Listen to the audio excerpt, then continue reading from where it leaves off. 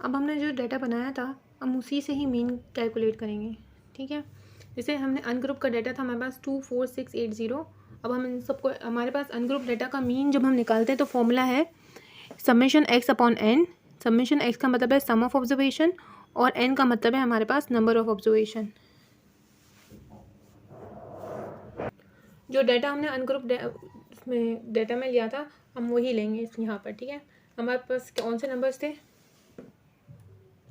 2 4 को हम ऐड करेंगे +6 +8 +0, ठीक है। और हमारे पास नंबर ऑफ ऑब्जर्वेशंस कितनी है, टोटल नंबर कितने हमारे पास 1 2 3 4 एंड 5 नंबर्स है हमारे पास, ठीक है। यहाँ पे हमें प्लस करने से हमारे पास 20 आएगा, ठीक है। फिर हम इसको 5 से डिवाइड कर देंगे। ये नंबर ऑफ ऑब्जर्वेशन हमारी आ गई, हमने काउंटिंग कर ली इनकी, तो हमारे पास आंसर क्या आ जाएगा 4, ठीक है।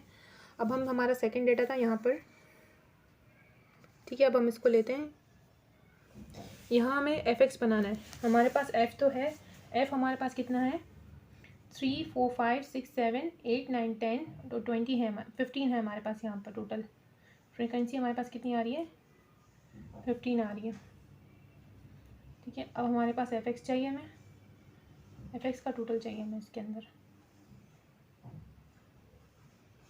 एफ एक्स का टोटल आप किस तरह करोगे, 1 और 3 को मल्टीप्लाई करोगे तो 3 आएगा, ये 4 आ गया आपका, 3 और 2 को मल्टीप्लाई किया तो 6, ये 12 और ये आ गया हमारे आपके पास 25। अब आप इसको ऐड करोगे तो कितना होगा आपके पास, ये 15 हो गया, 15 में 5 प्लस करें 20 हो गया आपके पास, 2 3 4 और ये आ गया 5, 50 हो गया आपके पास।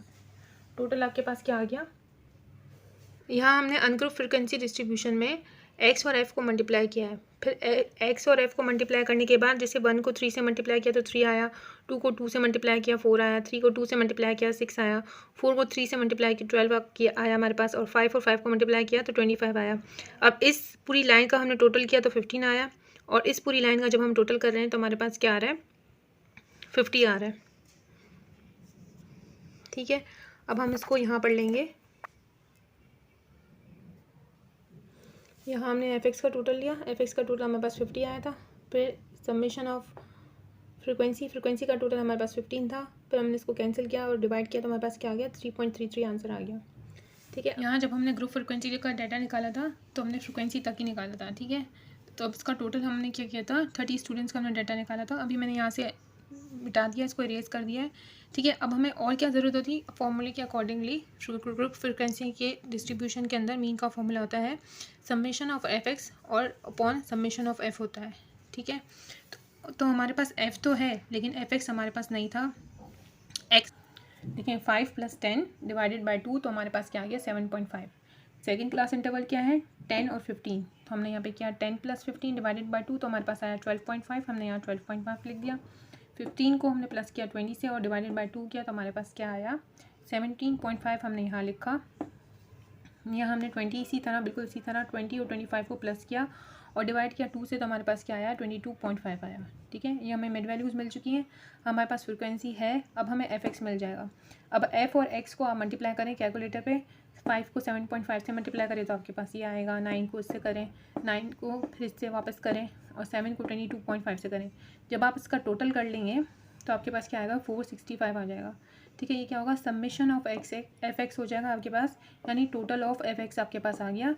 यहाँ पे आप फ्रीक्वेंसी आपको का टोटल आपको मिल चुका है, ठीक है। अब आप इसको फॉर्मूले में इजीली पुट कर सकते हैं, ठीक है। अब यहाँ पे देखें समेशन ऑफ एफ एक्स में आपने डाला 465 और समेशन फ्रीक्वेंसी का आपका कितना आया था 30 आया था अकॉर्डिंग टू योर डाटा, ठीक है। जब आप इसको डिवाइड करते हो कैलकुलेटर पे तो आपके पास क्या आएगा 15.5 आएगा, ठीक है।